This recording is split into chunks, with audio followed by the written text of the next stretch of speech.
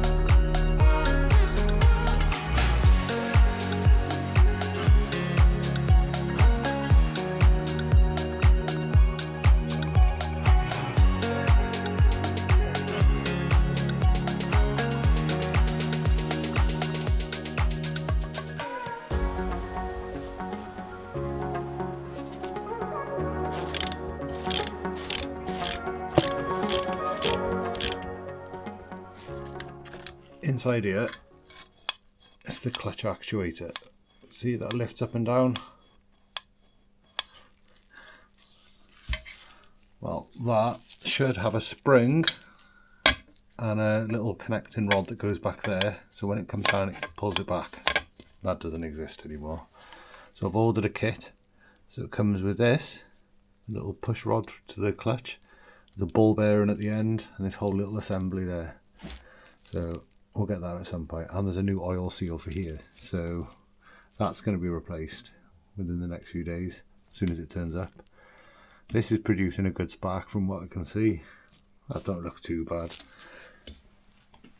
Right, just a bit of a clean up really.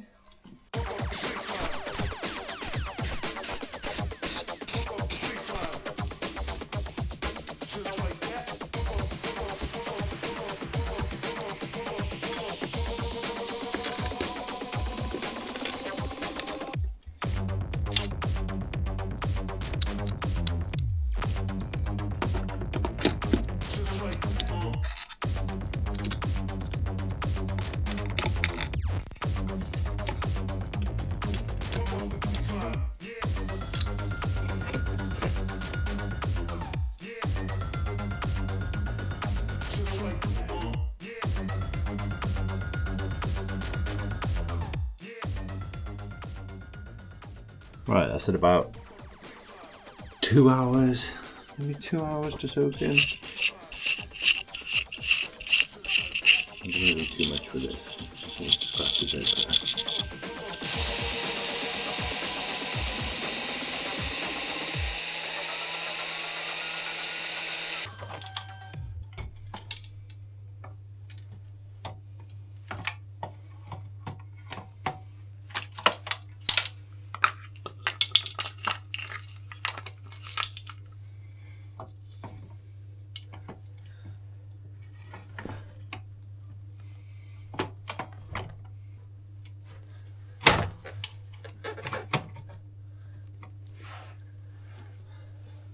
Right, the long one goes here. Right, look at the nut that's on the end of that. That's getting changed.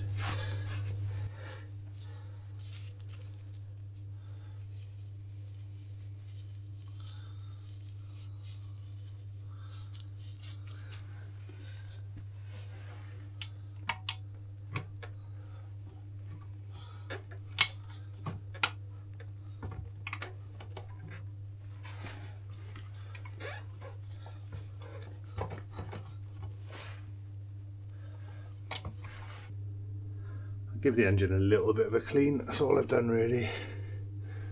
Took some of the paint off, I've got to do some more. I've got some clutch springs turning up. All these are rounded, so I can't even really, I don't want to try and get these off yet. These are turning up in the post, full new engine bolts, so I'll get these out some way or another so I can check the internals of the engine and replace these with new ones. We've got the 2-stroke oil tank on, we've got the bleeder on, we've got the air filter on. That was really awkward, like really awkward. Like when I got it, that wasn't fitted right. I just know it wasn't fitted right. I had this little rubber sock, well, a bit of an inner tube between the manifold and that because it wasn't fitted right. And now I understand why. I think they just gave up trying with that. I'm going to double check because this oil, well, it's got a bit of play in it. It feels tight. Not super tight where it would pinch, but I'm going to make sure we double check that's all right. We've got the kickstarter back on.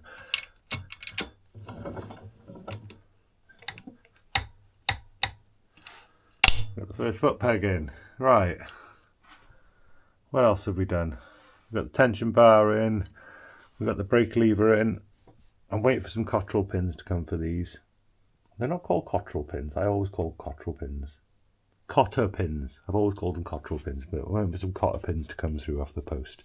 It's time to chuck the exhaust on.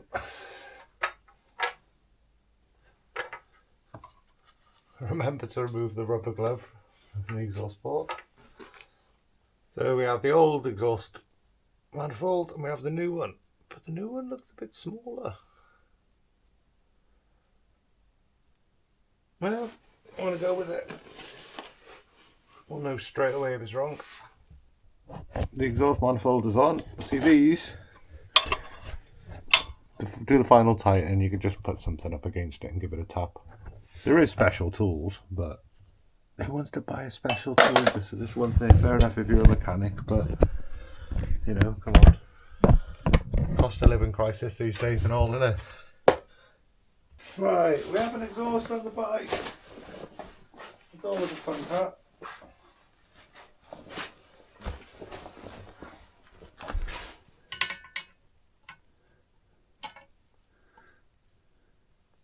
We are getting somewhere.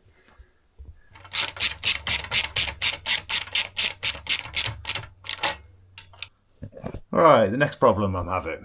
Alright, I want to get this off, check the insides, clean it up a bit more, all that sort of bollocks. But these old bolts, oh, they're terrible. Look at them. They just melt as soon as you put a screwdriver near them. Screwdriver. So I've got a few off. I've got the other side off. I've ordered new engine caps, but I'm having to angle grind. Well, I'm having to Dremel a little cut in and do it sideways. I'm not sure whether this is focusing. And I'll show you how I'm doing it now. Right, so first we were trying an impact screwdriver. So as you hit this, it slowly turns.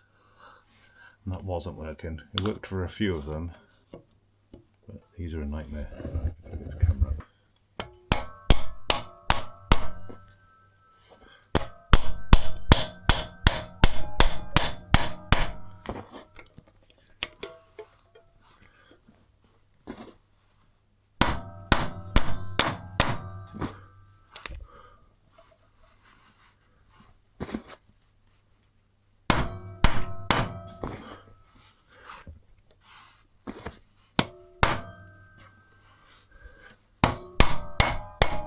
Oh, thank God.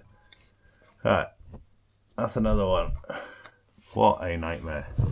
So we've got 1, we've got 2, 3, 4. Got 5 to go.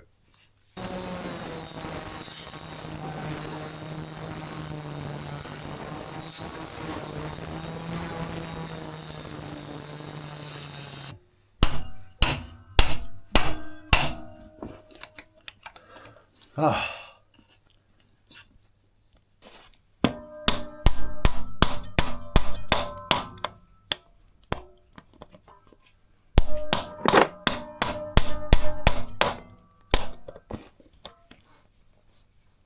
Right, I'm hoping when I take all this off, it'll be beautiful and shiny inside. It's not going to be full of rust or nothing.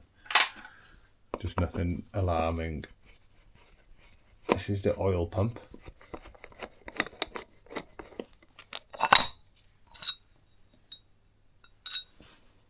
That looks immaculate.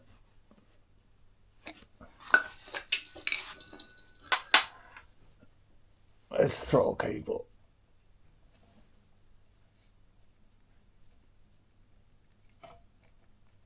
You see what happens here? Every time the throttle cable is pulled, not only does it pull the throttle, it turns the oil pump.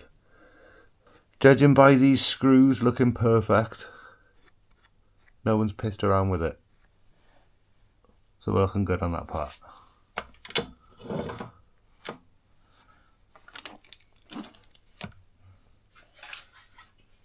Dougal, put on that music. What? Put on the music that makes Father Jack stand up. Sing, sing!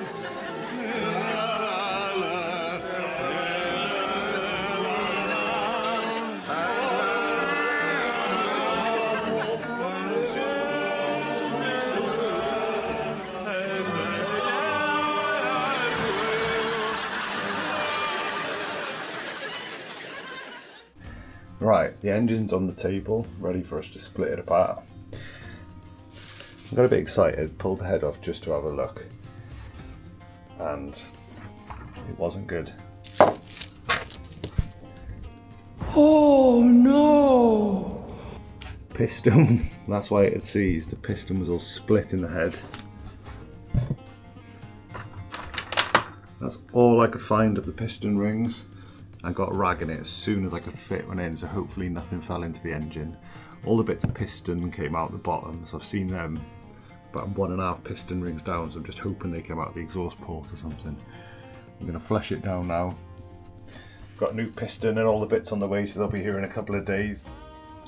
I'll take this. Yes, it's up to you whether you want to use the screwdriver or the thing. Put them inside there for now.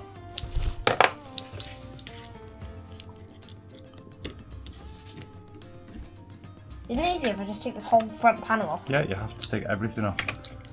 All of them.